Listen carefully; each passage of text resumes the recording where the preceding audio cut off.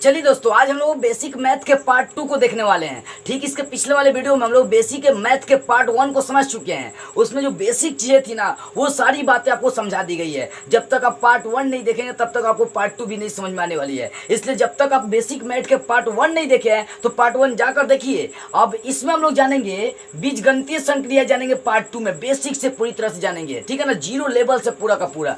अब देखिए यहाँ पर बीजगणितीय संक्रिया से समझ, इसमें हम लोग बातें करेंगे। मतलब सबसे पहली बात इसमें जान लेते हैं चर क्या होता है। इसको इंग्लिश में वेरिएबल कहते हैं। आखिर चर कहते किसे हैं? तो जिसका मान समय के अनुसार बदल जाए उसे क्या कहते हैं? वेरिएबल कहते हैं। जैसे मान लो कि ए का मान 5 ले लिए, तो फिक्स नहीं कि ए का मान 5 ले सकते हैं। ए का मान आप क्या कर सकते हैं? 100 भी ले सकते हैं। ए का मान 7 भी ले सकते हैं। ए का मान क्या कर सकते हैं आप?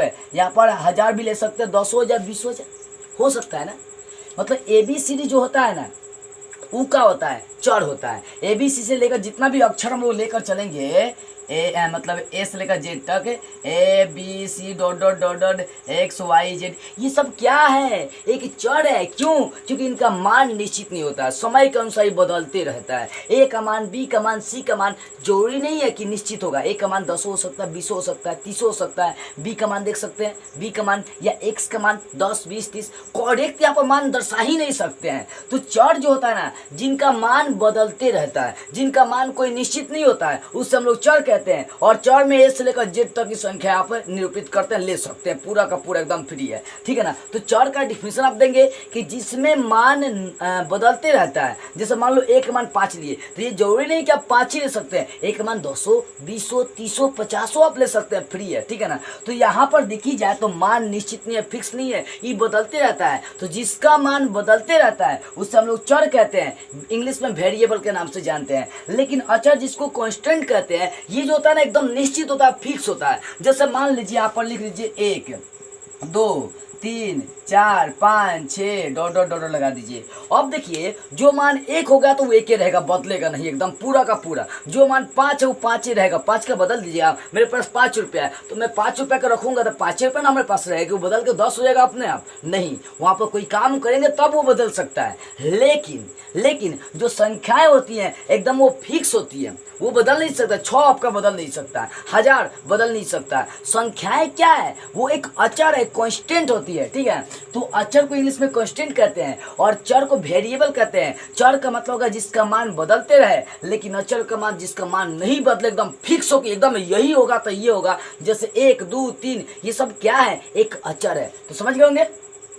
चर को इंग्लिश में क्या कहते हैं? वेरिएबल कहते हैं। क्या कहते हैं? वेरिएबल कहते हैं। और वेरिएबल मतलब चर किसे कहेंगे? तो जिसका मान बदलता रहता है उसी को हम लोग चर कहते हैं। और जिसका मान नहीं बदलता है उससे अचर कहते हैं। जैसे एक का मान कुछ भी उठा सकते हैं, जरूरी नहीं कि 5 उठाएंगे, आप 7 भी उठा सकते हैं, 10 भी उठा सकते हैं, 50 भी उठा सकते हैं। ठीक है, फ्री है। और चर में हम लोग ए से लेकर जेड तक के अक्षर लिखते हैं, मतलब अंग्रेजी वर्ड माला को क्या करते हैं? लिख देते हैं। और जो अचर होता है उसको इंग्लिश में कांस्टेंट कहते हैं। जैसे आप अचर में 1 से लेकर सारी संख्या उठा सकते हैं। ये सब क्या अचर है? फिक्स हो जाता है ना। 1 है तो 1 ही रहेगा, 2 है तो 2 ही रहेगा। ये सब क्या होता है? बदलता नहीं है। इसी कारण से 1 से लेकर जो भी संख्याएं बनती है उसको हम लोग बोलते हैं कि वो अचर है। ठीक है, तो समझ गए चर और अचर। अब देखिए समान जो चर होते हैं उसको हम लोग आपस में जोड़ सकते हैं, घटा सकते हैं। मान लीजिए कि मैंने लिख दिया a प्लस a, कई समान है ना, इहो चर ए है, इहो चर ए है, तो समान चर हो गया। तो समान चर को जोड़ भी सकते हैं, घटा भी सकते हैं। एगो ए कितना हो जाएगा?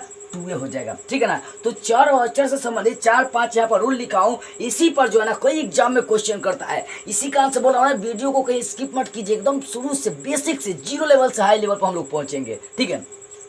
तो रूल नंबर 1 है चर और अचर से संबंधित है कि समान राशि को जोड़ा है, समान चर राशि को जोड़ सकते हैं या घटा सकते हैं, संभव है। जैसे ए है तो जोड़ेंगे एगो ए कितना हो जाए? 2 हो जाए। मान लो 3a आप प्लस 3a लिख दिए तो कितना हो? 3 कितना हो जाए? 6a। मान लो कि यहाँ पर 2a आप प्लस लिख दिए यहाँ पर 6a, तो क्या करें? 2a और 6a कितना हो जाएगा? 8 क्या कर सकते हैं? समान जो चर राशि होता है उसको जोड़ सकते हैं। अब घटाने की बात आ रही है तो मान लो कि 6 में से 3 घटाना है, तो 6 में से 3 घटाएंगे तो 3 बचेगा। तो इस प्रकार क्या कर सकते हैं? जहाँ समान चर राशि है उसको जोड़ सकते हैं और घटा सकते हैं। लेकिन जहाँ पर समान चर राशि नहीं है, मतलब जहाँ पर असमान चर राशि है, जैसे एक बी है तो दूसरा ए है, मान लीजिए यहाँ पर 2a अब प्लस 3b है, इसको जोड़िए। इसको जोड़ने के लिए बोलेंगे तो जोड़ सकते हैं, कहा नहीं ये समान नहीं है। समान का मतलब क्या होता है? समान चर राशि का मतलब सेम है, a है तो a है, b है तो b है, c है तो c है। लेकिन यहाँ पर ये समान नहीं, यहाँ पर a है तो यहाँ पर b है। असमान जो चर राशि होता है उसको आप नहीं जोड़ सकते हैं, उसको आप एडिशन ऐड नहीं कर सकते हैं। किसका? असमान का। तो रूल नंबर 1 पढ़िए। रूल नंबर 1 यही है कि समान चर राशि को जोड़ सकते हैं, घटा सकते हैं, लेकिन असमान चर राशि को न तो जोड़ सकते हैं और नहीं घटा सकते हैं। जैसे 2a प्लस 3b, या मान लो यहाँ पर मैं लिख दिया 5a प्लस 2b, क्या इसको आप जोड़ सकते हैं? या मान लो 5x प्लस 5y, दोनों अलग अलग हो गया तो वो तो असमान चर राशि होगा ना, इस कारण से उसको हम लोग नहीं जोड़ सकते हैं। तो जोड़ने का कार्य समान चर राशि को, घटाने का भी कार्य समान चर राशि को, लेकिन असमान चर राशि को न तो घटा सकते हैं न तो जोड़ सकते हैं। अब मान लो यहाँ पर माइनस लगा दिए तो 2 में से 3 को भी घटा सकते हैं क्या? नहीं, क्योंकि वो समान चर राशि है। तो आई होप समझ में आ गई रूल नंबर 1। अब देखिए रूल नंबर 2। रूल नंबर 2 है असमान चर राशि का गुना या भाग भी संभव नहीं है। जो असमान चर राशि है उसका ना तो गुना कर सकते हैं और ना ही हम भाग कर सकते हैं। अब कैसे, इस बात पर भी फोकस करिए। असमान चर राशि, मान लीजिए 2a है, गुना है आपका, यहाँ पर छोड़िए, यहाँ पर देखिए, मान लीजिए कि a का गुना b से करना है तो कितना लिखिएगा? अब यही करेंगे 2 गुना 3, तब गुना करके आंख मूंद के कहिए 6 आंसर आएगा। लेकिन a का b से गुना करिए, कितना आएगा बता सकते हैं क्या आप? नहीं, गुना नहीं होगा यहाँ पर, क्योंकि दोनों असमान है। इसको आप ज़्यादा से ज़्यादा a भी लिख सकते हैं, जितना अगर ज़्यादा खिसिएगा ना तो इसको आप क्या लिखिएगा? a भी लिखिएगा, इससे ज़्यादा आप नहीं लिख सकते हैं। तो असमान चर राशि का न तो गुना संभव है और न तो भागे संभव है। यानी एक मान लो कि इसका भाग निकालना है, ठीक है, इसको मैं मिट कर रहा हूँ, a भागे b, तो भाग करूँगा तो ज़्यादा से ज़्यादा इसको a बटा b लिख सकते हैं। यानी असमान चर राशि का आप गुना नहीं कर सकते ना भागे कर सकते हैं। लेकिन जब समान चर राशि की बात आएगी तो उसका गुना भी कर सकते हैं, उसका भाग भी कर सकते हैं, लेकिन उसके लिए कुछ नियम होते हैं, उस नियम को हम लोग समझेंगे। अभी रूल नंबर 2 पढ़े तो यहाँ पर देखिए है रूल नंबर 2 कि दो जो असमान चर राशियाँ होती हैं, जो असमान चर राशियाँ होती है उनको आपस में आप न तो जोड़ सकते हैं, भले उनको आपस में न तो जोड़ सकते हैं, न तो घटा सकते हैं, न तो गुना कर सकते हैं और नहीं भाग कर सकते हैं, ठीक है ना। मान लो यहाँ पर a का b से गुना करना है, गुना की बात कर रहे हैं तो a का इससे ज़्यादा से ज़्यादा a बटा b, a इंटू b लिखेंगे, भाग करेंगे तो इससे ज़्यादा से ज़्यादा a बटा b लिखेंगे। यहाँ पर तो आंसर नहीं आएगा, ठीक है ना। अब यहाँ पे एक नोट करने वाली बात आ रही है, नोटिस कि दो चर राशियों के बीच जब कोई चिन्ह नहीं हो, मान लो यहाँ दो चर राशियों के बीच मान लीजिए कि यहाँ पर ए बी है आपका और इनके बीच कोई चिन्ह नहीं है, तो इसको आप ऐसे लिख सकते हैं ए डॉट बी।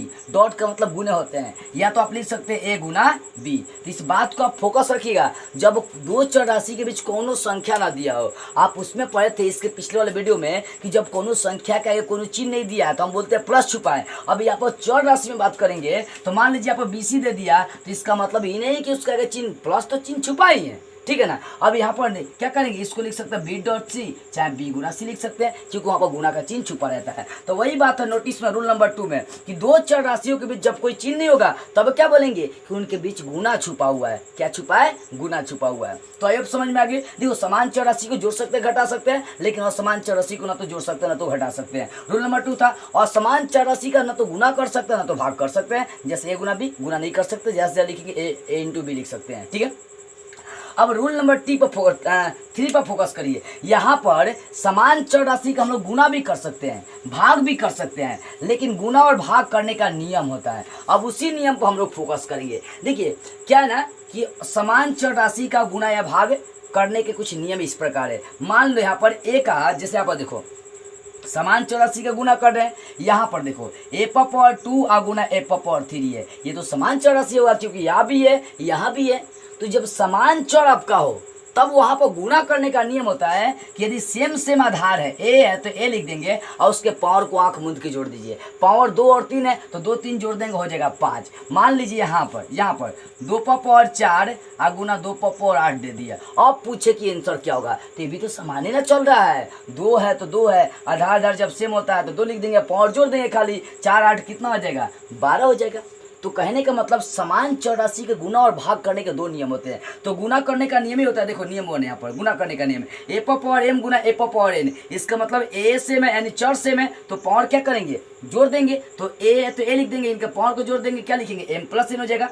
लेकिन घटाव में क्या होता है, मान लो कि ए पावर 3 है और बटा है ए पावर 2 है, तो यहाँ पर ए सेम है क्योंकि चर सेम है, तो चर को लिख देना है, आप पावर को घटा देना है। गुना में क्या करते हैं, पावर को जोड़ते हैं, और भागा में क्या करते हैं, पावर को घटाते हैं। 3 का 2 से घटा देंगे, कितना बचेगा आपका, 1 बचेगा। तो हो गया आंसर इसका ए पावर 1। एग्जाम्पल लेकर चलते हैं, मान लो कि 2/4 है और इसका बटा दे दिया 2/2, तो दो आधार तो सेम है, तो 2 लिख देंगे, इनका पावर को घटा देंगे, पावर 4 और 2, 4 में से 2 घटा देंगे, आंसर हो जाएगा 2, और 2 का स्क्वायर कितना हो जाएगा, 4 हो जाएगा।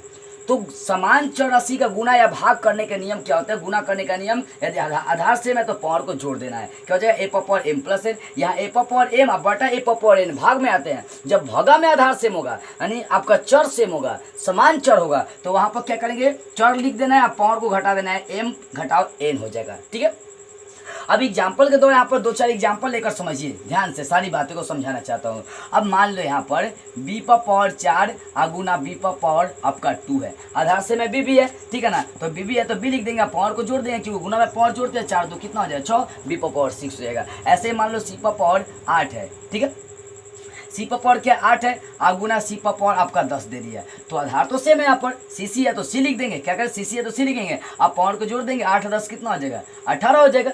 अब मान लीजिए कि ए पावर 40 है और गुना करने के लिए बोल रहे हैं आपको ए से, क्या है, ए पावर 40 से गुना करने के लिए बोल दिया है, सब बताइए इसका मान क्या होगा, आप ही बताइए, कमेंट करिए तो जल्दी। ए पावर 40 से गुना ए का मान कितना होगा, तो ध्यान देंगे ए पर पावर नहीं दिया तो इसका पावर छुपा रहता है। जब कोनो संख्या पर या कोनो चर राशि पर कोई पावर नहीं है तो उस पर पावर 1 छुपा होता है, यहाँ ए है तो ए पर पावर 1 छुपा है। अब देखिए ए आधार से हो गया तो पावर को क्या करेंगे, जोड़ देंगे, 40 1 कितना हो जाएगा 41, इसका हो जाएगा, इसका आंसर हो जाएगा ए पर पावर 41। ठीक है ना, तो समझ में आ रही होगी कि समान चर राशि का गुना आप किस प्रकार कर सकते हैं। और यदि भाग की बात करी जाए तो मान लीजिए डी पावर दे दिया 10, आप बटा दे दिया डी पावर 2, ठीक है, डी पावर 10 बटा डी पावर 2 दे दिया आपको, तो आधार से में ना डी से में, तो डी लिखिए, आप भाग में पावर को घटा देते हैं, 10 और 2 है तो 10 में से 2 घटा देंगे, कितना हो जाएगा, आंसर हो जाएगा डी पावर 8, मान लीजिए 8 हो जाएगा। ठीक है ना, अब एक और एग्जाम्पल आप लेकर चलिए, मान लीजिए यहाँ पर एग्जाम्पल लेकर चलते हैं हम लोग, मान लीजिए जेड पावर 10 अब बटा जेड पावर 1 है, ठीक है ना, तो जेड से में आधार से में आपका, तो यहाँ पर जेड लिख देंगे, अब बटा में भागा में है तो घटा देंगे, पावर को 10 में से 1 घटा देंगे, कितना हो जाएगा 9 हो जाएगा।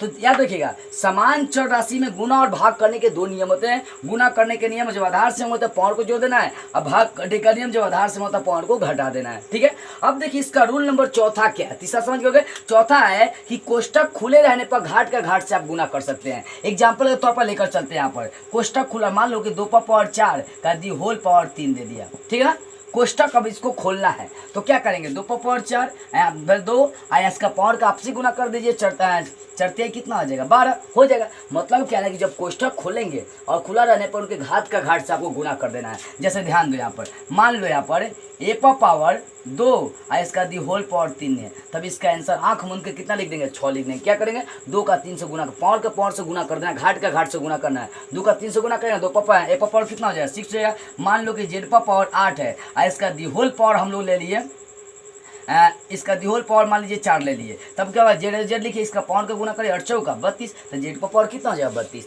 तो रूल नंबर 4 यही कर रहा है कि कोष्टक खुले रहने पर घाट का घाट से गुना कर दो। जैसे ए का पावर बी इसका दी होल पावर सी है तो बी का सी से गुना कर देंगे, ए पावर क्या हो जाएगा बी सी हो जाएगा। तो इस तरह से आप रूल नंबर 4 को फॉलो करिएगा। अब देखिए अंतिम रूल नंबर है 5 नंबर कि असमान घाट वाले चरों को न तो जोड़ सकते हैं, मतलब असमान घाट वाले, यहाँ पर चर मतलब चर तो सेम ही होगा लेकिन घाट जो है ना असमान लेकर चलते हैं। अब देखिए इसी बात को जैसा, मान लीजिए x है इसका पावर 5 है और x है इसका पावर 2 है। अब देखिए चर तो सेम है, x है लेकिन इसका पावर सेम नहीं, एक का पावर 5 है और एक का पावर 2 है, तो यहाँ पर जोड़ना संभव नहीं है। यानी असमान घाट, जब घाट सेम नहीं होंगे, घाट जब बराबर नहीं होंगे तब चर को आप नहीं जोड़ सकते हैं। ऐसा नहीं कि एगो x पावर 5 एगो x स्क्वायर जोड़ेगा 2x पावर 5 चाहे 2x पावर 2 हो जाएगा, ये तो गलत हो जाएगा जी। ठीक है ना, तो कहने का मतलब ये है कि असमान जहाँ घाट आएगा। अच्छा एक बात बताइए, आप ही बताइए, मान लीजिए मैं यहाँ पे एक एग्जाम्पल लेकर चलना चाहता हूँ, यहाँ 2x square plus x square दे दिया। अब मैं पूछूँ कि इसका आंसर क्या होगा, तो ये तो समान घाट वाला ना है, देख सकते हैं एगो x स्क्वायर तो 2 x स्क्वायर एगो x स्क्वायर जोड़ देंगे, यहाँ पर क्या हो जाएगा